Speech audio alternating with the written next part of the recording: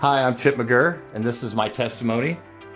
I was born in 1968 here in Indianapolis, grew up Brownsburg High School, graduated 1986. I grew up in a Christian home. I was saved around the age of 10, and I was on fire for the Lord, saving all I was preaching to all the children on the streets, all the kids, all my friends, trying to get them saved. We did Sunday school every Sunday, my brother and I. Summer camps, we're at Christian summer camps, Squawkum Day Camp, shout out to them. As I started getting older, I'd played music my whole life. I don't remember actually starting my first piano lesson. I was young enough that I've always known how to play piano, and it's kind of was my idol. It was what it was my dream. I was going to become a famous rock star when I grew up, and really that was always my my goal, my intention. My parents wanted me to go to college, so out of high school I went to Purdue University, electrical engineering. I was always been good at math and physics, science. But at the age of 19, I dropped out of Purdue. I joined a band, and we started touring the country.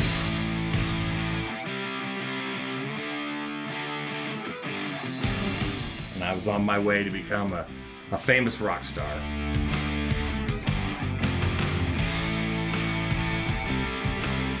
And along that path, I dove headfirst into the sex, drugs, and rock and roll lifestyle.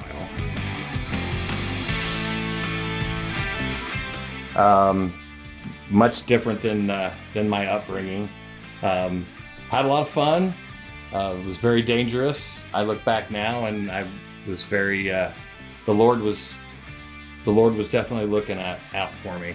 I joke sometimes that back in those days I had 2 guardian angels because they had to take shifts.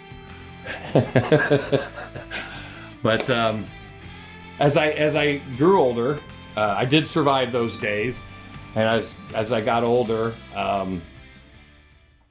I had a child at the age 35, my daughter, Lila, and at that time, I didn't think I could have children, and Lila's mom didn't think she could have children either. So, truly a blessing from the Lord. I started praying again, started getting starting up my relationship with the Lord again. But I wasn't quite where I needed to be. Happiness. I wasn't unhappy. Always felt like I've always had a blessed life. The Lord has always blessed me, but the happiness wasn't there. There was anger. There was resentment. All that stuff.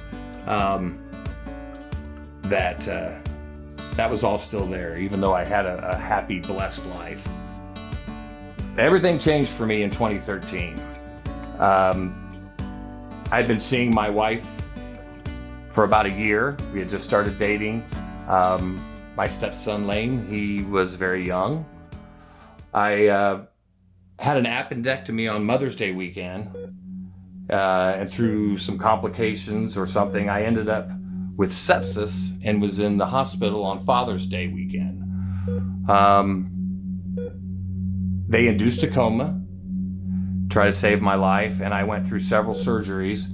One of them, they actually deflated my lung. They cut open my back, deflated my lung, pulled out my lung, and removed all the infection and put my lung back in and inflated it.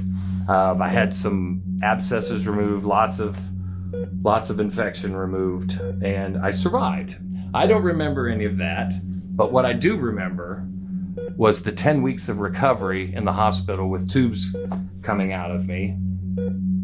And the doctor had told me he does hundreds of these every year, and he'd been doing it for about 20 years, and I was the worst he'd ever seen. And he wasn't quite sure how I was still alive. We know how I'm still alive today. And during that recovery period, the Lord spoke to me. And I heard him. And perhaps he'd always been speaking to me and I just wasn't listening. But I heard him that day. And we had a lot of conversations, 10 weeks of conversations. And the point that I'm still here, I'm here for a reason. I figured that out. And I thought, well, maybe I should get busy figuring out why the Lord wants me here. And that's how my journey started. Shortly after, it was my birthday. My wife asked me what I wanted for my birthday, and I said, I want my family to go to church with me. And there's this little church over here by the house I've been looking at called the Blended Church. I like their slogans, and it's kind of been calling to me. I'd like to go over there and check out. And we went once, and we never left. It became our church. It's our home. So we'd been going to the Blended Church for a few years, and of course there was the COVID thing, and we'd like everyone else, we were doing YouTube, and we came back, and after we had come back from COVID and we were in service, Jeremy had made a call for musicians to join the worship team, and my wife looked at me and said, "Do you think that'd be something that you could do?" And I said, "Oh, I couldn't be up there. I've done way too many bad things. I don't belong up there. I didn't feel I was good enough. I felt like I was stained in some way." And I think that's one of the things, and more so since I've joined the worship team, is realizing that the Lord didn't look at me the way I thought He looked at me based on my previous actions and choices.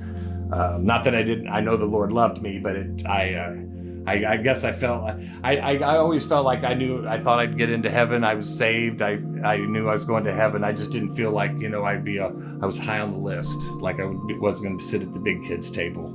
But I think that would be a good message that, it's not too late, and the Lord loves every one of us, and He has a plan for every one of us. And I think that's a lesson that I learned late in life. If you're watching this, if you're hearing my story, I want you to hear this. Don't give up and don't lose faith. Jesus loves every one of us. It doesn't matter what you've done. He has a plan for every one of us, and He loves you. Don't give up. Don't lose faith.